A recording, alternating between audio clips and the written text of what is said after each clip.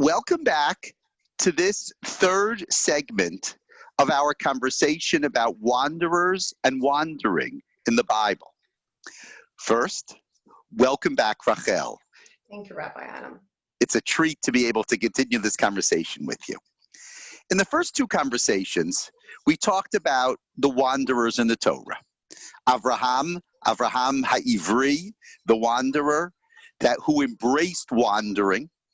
We talked about Yaakov, his grandson, who was forced to wander. And today, we're going to talk about a very different figure, and that's King David. Now, King David does wander after Shaul wants or tries to kill him. We read actually 14 chapters in the book of Samuel, in the book of Shmuel, in which David wanders. He can't find a home. He's running away from King Saul, from Shaul HaMelech. But Rachel, is that really a reason to include King David in our series of wanderers? Is he really a wanderer in the way that Avraham or Yaakov were wanderers? And are there lessons from his wandering that are going to be relevant to us the way we kind of pluck those lessons from the lives of Abraham and Yaakov? I think it's a fair question, because the truth is that while Abraham spent most of his life wandering and Yaakov spent a lot of his life wandering, in David's case, it's a pretty limited amount of time.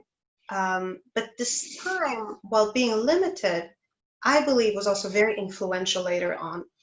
And I'd like to point out several aspects of David's reign or his particular brand of leadership that I think have a lot to do with those early years when he was on the run, when he was journeying around, wandering around, escaping, but also grappling with the reality around him. So first and foremost, I want to point out that David is a king at a very unique historical moment. He has a very unique role to play. He has to take all those disparate groups of people that we met in Judges, different tribes, different classes, different occupations, shepherds, landowners. Somehow he's supposed to take all those different people and turn them into one unified nation. And we see that the king that came before him, Shaul, failed. At the end of the day, he lost favor with God and with a lot of people. We see that David's son, Shlomo, despite all his grand building projects and his wealth and his wisdom, ended up eroding the people's trust in him towards the end of his life. And his son, David's grandson, Rechavam, antagonized the people to such an extent that half the people, or more than half the people, really seceded from his kingdom and formed a different kingdom. In other words, David's life is this brief moment of success in unifying the people between the failures of those who come before him and those who come after him. And the question is, what does he have that Shaul and Rechavam didn't? And perhaps the answer lies in those years that he spent on the run. Because Shaul grew up as a son of a rich landowner and knew other landowners, and knew other people who fought in the army. That was his milieu. Shlomo, growing up as David's son, was also surrounded by a court and everybody who's in the court and city dwellers. And Shlomo was unique in that he sought knowledge beyond that. And then Rechavam, a third generation in Beit David, grows up in a court. How much can he know the people he's supposed to lead? But David, who spent all those years on the run, forming alliances with other people who were outcasts or outlaws, negotiating all kinds of deals with rich landowners or rich flock owners that he will guard their flocks for money, running away to the camp of the enemy at some point, deserting to the Philistine side to avoid Shaul's wrath. He has this intimate knowledge of the people he is supposed to lead in all walks of life. And maybe that's what gives him the ability to then bring them all together. Wow. So that point is such an interesting point, because your answer to me of why David is because David is a different kind of wanderer. He's a wanderer who in a sense, is a social wanderer. His wandering allows him to get to know, to become part of the people. And while the king has to be separate from the people, but the king needs to understand the people. And Shlomo couldn't possibly understand the people, and Shaul in his own way couldn't understand the people. But David, his wandering made him the king that he was. That's a fascinating point. But you said you had a few other points. So what's next? I think also that, so I spoke about his role and his role in the particular historical point he lives in, but I also want to talk about his particular brand of leadership. How does he lead the people? And one thing we know, because we see it in leaders throughout history, is that when someone is at the top of the hierarchy, they can develop a sort of rigidity, a sort of complacent. We spoke about it when we spoke about Abraham and how people who are in a culture can develop a certain complacence within the status quo and sometimes need to be shaken out of it to change it. So the same thing can happen to a king, except in his case, the complacence is not just a matter of feeling comfortable with his situation, it also means that he feels comfortable with the way he uses his power. And if he's abusing his power, it's very hard to shake him out of it. We definitely saw this rigidity in Shaul, our first king, who didn't really know how to handle situations where Shmuel, the prophet, tells him to do one thing and the people are clamoring for another, or when the people seem to favor somebody else over him. He doesn't know how to navigate his way through these more complicated situations. And David, by contrast, is incredibly flexible and incredibly adaptable. Whenever the reality seems to kind of present him with these rigid dilemmas, choose this or this, do this or that, he just finds a different way. Take the capital, for example. There must have been a lot of tension surrounding the question, where will his capital be? Will he choose a capital in the territory of his tribe, the tribe of Judah, thus showing favoritism? Or will he choose a capital in another tribe, thus perhaps betraying his tribe in their own eyes, but showing that he's going to be a fair-minded king to the other tribes?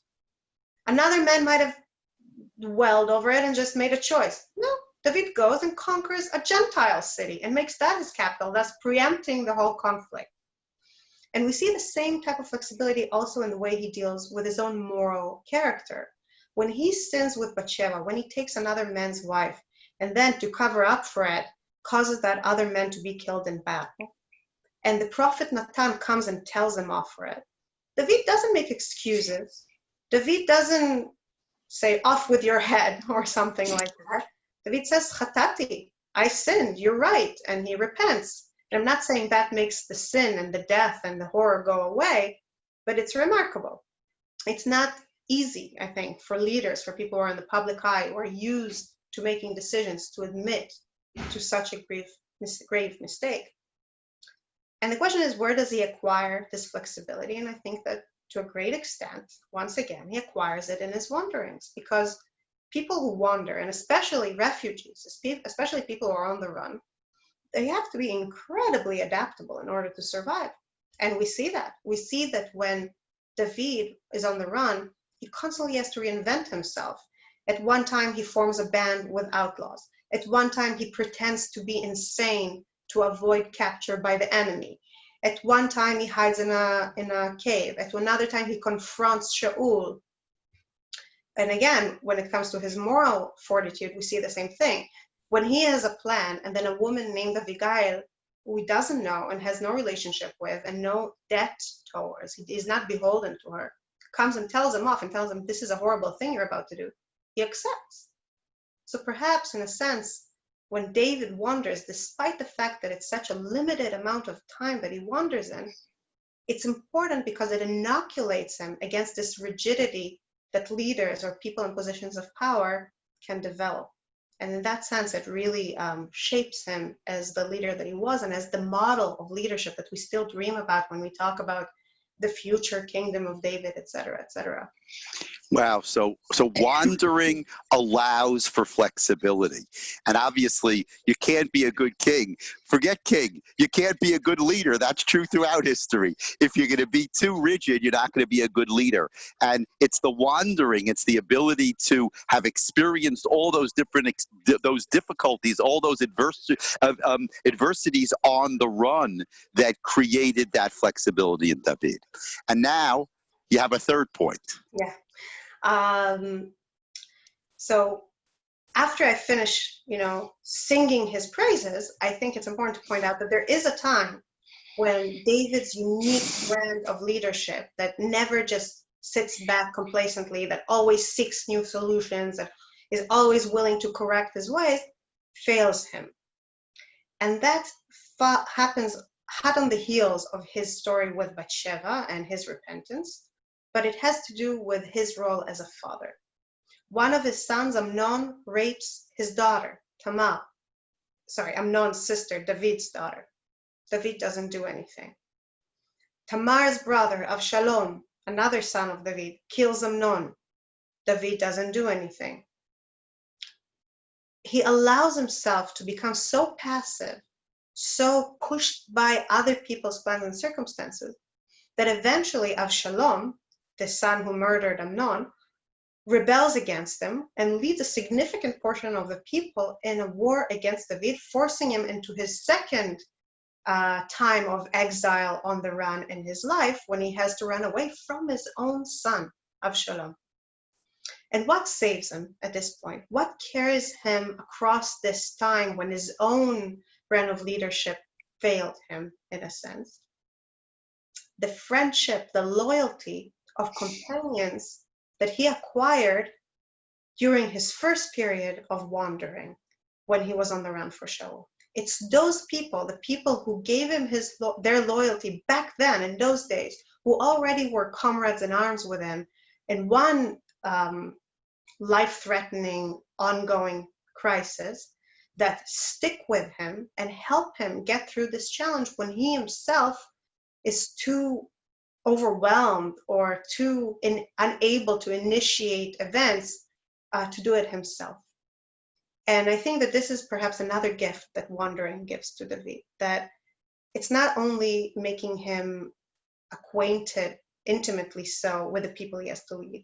It doesn't only make him flexible, both morally and tactically.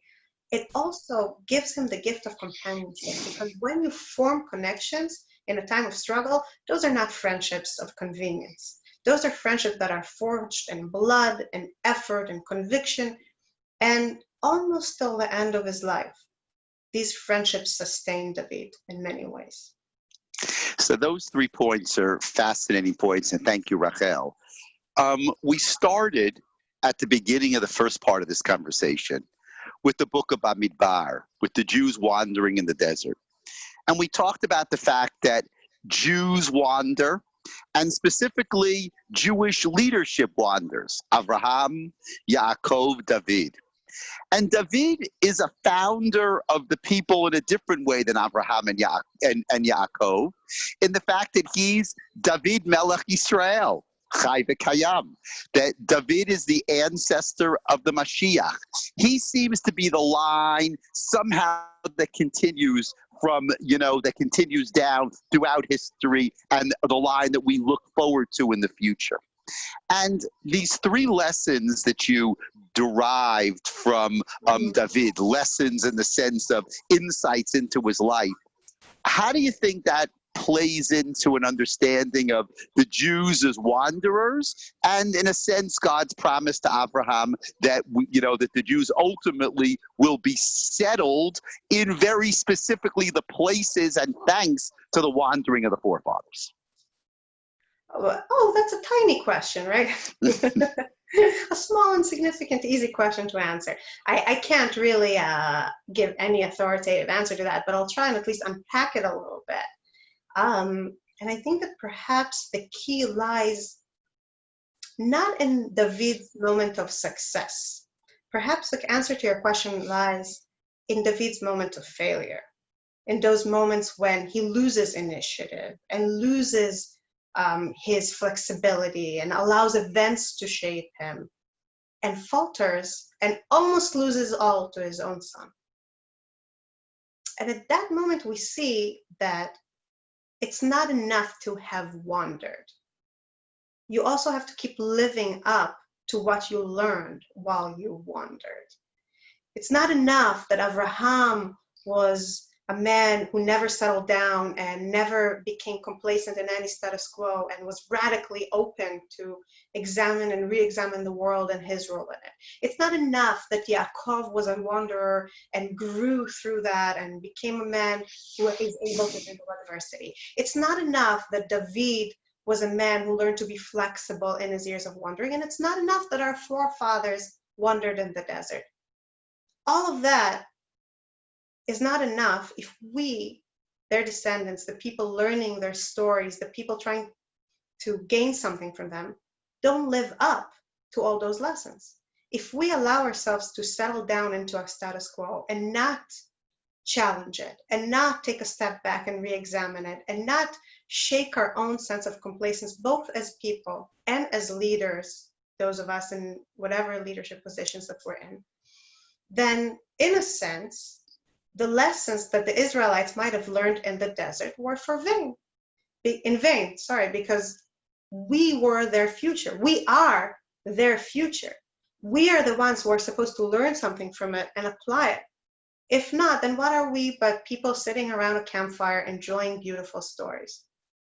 If we want to really be worthy of our heritage, then we, like King David learned the hard way in his own life, have to keep renewing our sense of wonder, renewing our sense of openness to the unknown, renewing our sense of distance from whatever status quo we find ourselves in. And then we can say that we got something out of the desert. Then we can say that we are not becoming the very thing that Avraham was called upon to challenge. And that's what a wonderful place to conclude this conversation. And that's really a challenge to all of us. And that is that we need to keep the values of wandering, even though most of us, even those people who happen to, to move from Jerusalem to Boston or Boston to Jerusalem, most of us aren't wanderers in that classic sense. But what you've brought up and what we've discussed these last three pieces of the conversation is the fact that the values of wandering, the lessons of wandering, what made these people great, and what ultimately the Jews in the desert struggled with for 40 years, that's what we need to continue to struggle with. And as we work our way through the book of Bamidbar and we think about the world as it is, I think those are some of the things that really we need to to think about, to keep in mind, and most importantly, to continue to grow as wanderers and ultimately as wanderers. So thank you so much, Rachel. This has been a real treat, and I look forward to our next set of conversations in the very near future. Thank you. Thank you. It was a wonderful pleasure.